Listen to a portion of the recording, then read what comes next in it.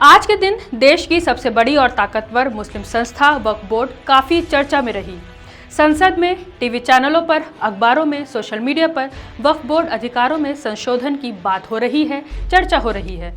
वक्फ किसे कहते हैं, वक्फ बोर्ड का क्या काम है, वक्फ बोर्ड कैसे काम करता है, सरकार इसके नियमों को क्यों बदलना चाहती है और क्या क्या बदलाव करना चाहती है, इस वीडियो में इन सब पर ही बात करेंगे। वक्फ का मतलब है अल्लाह की राह में किसी भी चीज़ को दान कर देना, चाहे वो प्रॉपर्टी की शक्ल में हो, पैसे की शक्ल में हो या किसी दूसरी शक्ल में हो। आपने अक्सर देखा होगा कि जिन लोगों के पास वारिस नहीं होता या बहुत ज़्यादा प्रॉपर्टी होती है, वो अपनी ज़मीन का कुछ हिस्सा वक्फ कर देते हैं, यानी अल्लाह की राह में लगा देते हैं। इसके बाद वो प्रॉपर्टी वक्फ की प्रॉपर्टी कहलाती है। आमतौर पर वक्फ की प्रॉपर्टी या इससे होने वाली आमदनी को कब्रिस्तानों में, मस्जिदों में, मदरसों में, यतीम खाना बनाने में खर्च किया जाता है।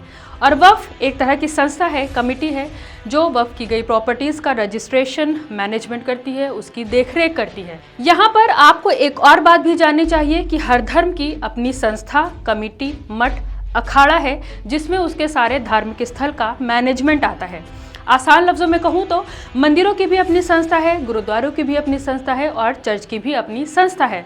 इनकी कमेटी में भी वही काम होते हैं जो वक्फ बोर्ड में होते हैं, यानी इनकी कमेटी में भी मंदिरों, गुरुद्वारों, गिरजाघरों के मैनेजमेंट की, उनके पूरे सिस्टम की, उनके लेखे जोखे की, देखरेख की जिम्मेदारियां होती हैं। लेकिन सरकार मुसलमानों के वक्फ बोर्ड में ही दखल देना चाहती है, उसके ही नियमों में बदलाव करना चाहती है। लेकिन ऐसा क्यों है, इसे जानकर आप भी हैरत में आ जाएंगे। दरअसल इस देश में सेना और रेलवे के बाद तीसरी सबसे बड़ी ज़मीन वक्फ बोर्ड के पास है। सेना और रेलवे की ज़मीन सरकारी है, लेकिन वक्फ बोर्ड की ज़मीन सरकारी नहीं है। सरकारी ज़मीन का लेखा जोखा, वहाँ से आने वाला पैसा और सारा मैनेजमेंट सरकार के हाथ में होता है। और अब सरकार वक्फ बोर्ड में भी अपनी दखल चाहती है, क्योंकि वक्फ बोर्ड के पास 8,65,644 अचल संपत्तियां हैं।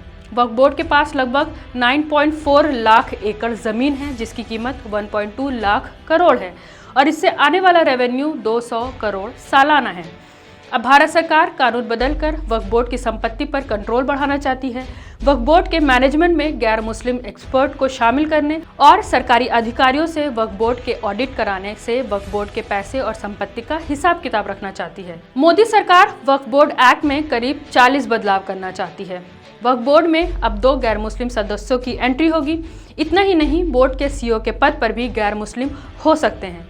2 महिलाओं को भी शामिल करने की बात कही है। आज जब इसे संसद में पेश किया गया तो विपक्ष के ज्यादातर नेताओं ने इसका विरोध किया, जिसके बाद ये बिल संसद में पास नहीं हो सका। ज्यादातर नेता इसे कॉन्स्टिट्यूशन में और मजहब में मुदाखलत बता रहे हैं।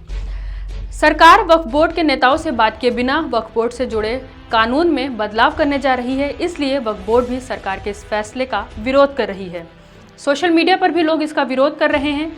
लोगों का कहना है कि सरकार कानून में बदलाव करके वक्फ बोर्ड को पूरी तरह से अपने कंट्रोल में करना चाहती है, जिससे धार्मिक स्वतंत्रता खत्म हो जाएगी। मुसलमानों को लेकर सरकार का जो रवैया रहा है, उसके बाद मुसलमानों के हित के नाम पर सरकार के फैसलों पर सवाल तो उठता ही है, लेकिन एक सवाल यहाँ पर वक्फ बोर्ड पर भी उठता है। उन लोगों की नीयत पर भी सवाल उठता है जो वक्फ बोर्ड में बैठे हुए हैं, उसके जिम्मेदार हैं।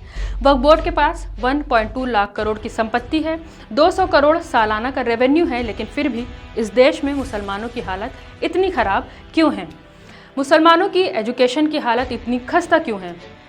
मैं हूं रुबा अंसारी और आप देख रहे थे मिल्लत टाइम्स। अगर आपके मन में भी वक्फ बोर्ड से कोई सवाल है या सरकार से कोई सवाल है तो हमें कमेंट में करके ज़रूर बताएं।